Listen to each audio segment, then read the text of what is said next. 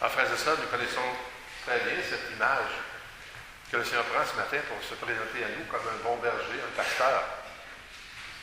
Une image qui nous vient sans doute du psaume 22. Le Seigneur est mon berger. On l'a souvent chanté. Il est souvent encore repris dans plusieurs célébrations, dont les funérailles en particulier.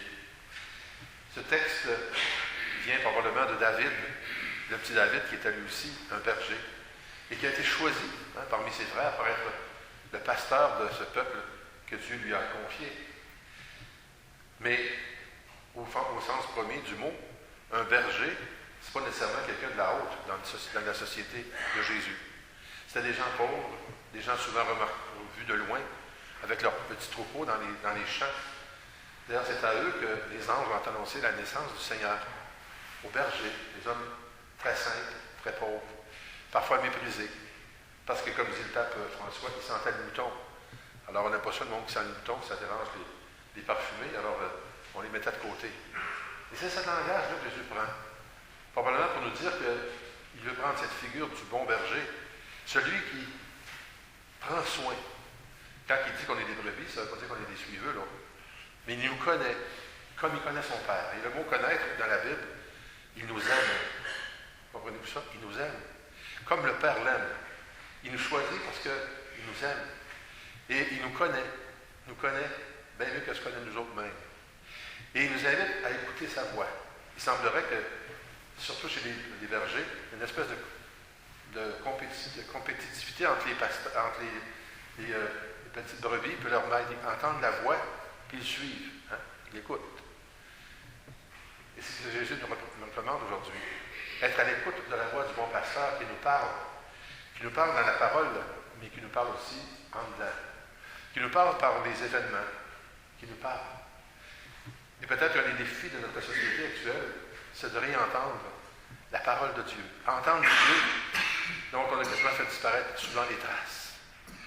Parce qu'on parle de la religion, on critique les religions, mais Dieu ne veut pas l'atteindre. Dieu, c'est quelqu'un qu'on rencontre dans un cœur à cœur. Le restant, c'est des idées. Et quand on a entendu la voix du bon pasteur, ça peut tout changer. Parce que le bon pasteur nous dit, écoute, je t'aime tellement que je peux donner ma vie pour toi. Tu n'es pas un numéro, tu n'es pas quelqu'un comme ça qui ne compte pas. Je suis ton berger. Il est notre berger. Nous sommes son peuple. Et il tient à nous. Mais il tient aussi à ce que ce rôle de berger, nous le partagions avec lui. Parce qu'encore aujourd'hui, il y a bien des gens qui n'ont pas entendu la voix du bon pasteur, qui ont entendu bien d'autres voix, mais qui n'entendent plus cette voix. Et c'est un des grands défis de notre époque. Ici, à Scott, vous avez ce souci d'essayer de transmettre à vos jeunes la foi. Il y a beaucoup de catéchètes ici dans la paroisse, beaucoup de jeunes encore qui s'inscrivent. Mais continuez de redire à vos enfants, à vos petits-enfants, qu'il y a un Dieu bon, pour qui ils sont uniques. Vous êtes la voix du bon pasteur. Si on est ici ce matin, c'est parce qu'avant nous, il y a des gens qui ont pensé de nous transmettre, de nous proposer de croire. Puis souvent, c'est même plus par leur action qu'on les a suivis que par leurs paroles. Souvent, les gens qui nous ont éduqués étaient plus modestes. Ils travaillaient très fort. Il y avait des terres, ils avaient beaucoup de travail. Mais aller voir travailler, s'engager, nous aimer, on a compris qu'il y avait un Dieu qui les inspirait. Et nous sommes devenus comme la voix, les bras, les mains du bon pasteur. Mais aujourd'hui, le défi, c'est à nous qui l'est lancé. Nous avons connu l'époque au Québec où on avait l'école qui nous soutenait. Maintenant, l'école ne se reprenne plus ce devoir, ou en tout cas cette fonction de transmettre la foi. On informe les jeunes sur différentes pratiques religieuses. Et la foi, ça revient d'abord à la famille et à la communauté, de transmettre ces valeurs de la foi. Je l'ai dit au début qu'on prierait aujourd'hui pour les vocations. Que d'abord, chacun de nous autres, on se reconnaisse comme appelés. On n'est pas là pour regarder passer le train, on est chacun invité à notre façon à s'engager. Être fidèle à la vocation de notre baptême, que plusieurs d'entre vous vivez dans le mariage, ou avez vécu longtemps dans le mariage, dans les choses ordinaires de la vie, comme père et mère de famille. Et c'est une grande mission. Si on veut qu'il y ait des prêtres demain, ça va commencer probablement souvent dans les familles. Si un enfant n'a jamais entendu parler de Dieu, du Christ, je pense bien que ça va prendre du temps avec qu'il se réveille à cette réalité. Les vocations, ça ne tombe pas du ciel comme la neige hier au matin, elle vient dans le cœur des gens. Hein? Par l'exemple des gens autour d'eux. L'exemple des parents, des professeurs et des pasteurs. Pensons-y, nous autres, qui nous a le plus influencés pour devenir croyants? Il y a seulement des noms, des visages qui nous reviennent.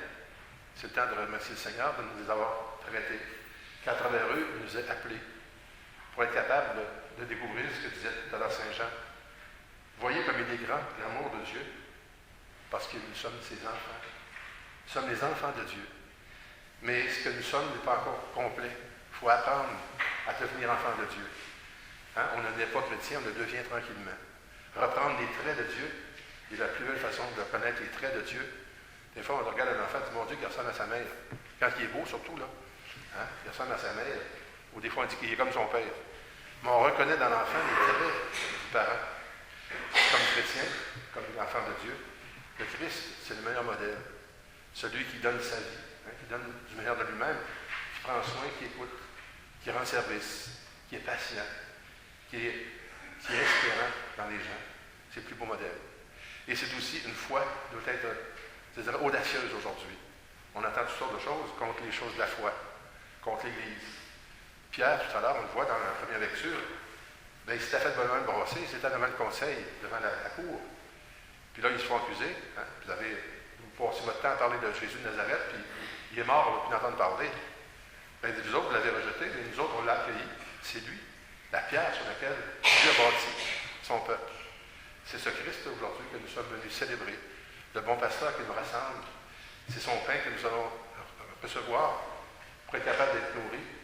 Mais il n'a jamais oublié qu'en sortant, nous avons aussi à nourrir de notre présence, de notre sourire, de nos actions, de notre amour pour ceux et celles qui aussi, comme nous, ont faim de Dieu, ont faim d'espérance, ont faim de paix. Rendons grâce au Seigneur, laissons le bon pasteur nous nourrir, demandons-lui l'audace, le courage, notre tour, d'être un peu comme sa voix, qui rappelle à d'autres autour de nous, surtout à nos enfants et petits-enfants, qu'il est le bon pasteur, et que chacun d'elles sont aimés uniquement, d'une façon unique, par ce bon pasteur qui les appelle.